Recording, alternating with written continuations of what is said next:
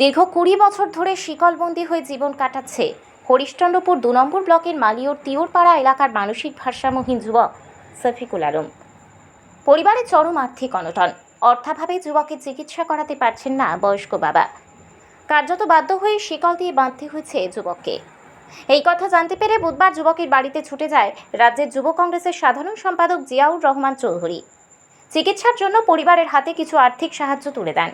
সরকারিভাবে যাতে তার চিকিৎসা হয় তার জন্য ফোনে প্রশাসনিক আধিকারিকদের কথা বলেন তিনি। একটি ছোট টিনের ঘরের মধ্যে শিকল বাঁধা অবস্থায় রয়েছে শফিকুল।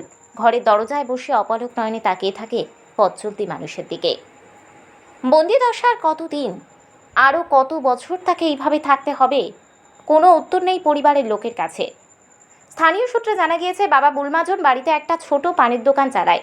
সেখান থেকে যা আয় হয় তা দিয়ে কোনো রকমেই চলে সংসার। ছেলের চিকিৎসা করার মতো তার সামর্থ্য নেই, তাই বাড়িতে শিকল দিয়ে বেঁধে রেখেছে ছেলেকে। ২০ বছর ধরে এইভাবে রয়েছে সে। বাবা বুলমাজন বলেন, আমার 2 ছেলে ও 1 মেয়ে। বড় ছেলে মারা গিয়েছে, ছোট ছেলে মানসিক ভারসাম্যহীন। আমি বাড়িতে ছোটোখাটো একটি পানের দোকান চালাই, 1 ছটা জমি নেই। রাস্তার ধারে খাস জমিতে বসবাস করি। ছেলে জন্মের পর ভালোই ছিল। 17 বছর বয়সে একদিন মাঠে গরু চড়াতে গিয়ে মানসিক ভারসাম্যহীন হয়ে যায়। এরপরে চিকিৎসার জন্য তাকে নিয়ে যাওয়া হয়েছিল বহরমপুরে মানসিক হাসপাতালে। 6 মাসের মতো চিকিৎসাও চলে, কিন্তু টানাটানির সংসারে নিয়মিত চিকিৎসা করাতে পারিনি। কয়েকবার বাড়ি থেকে পালিয়ে গিয়েছিল।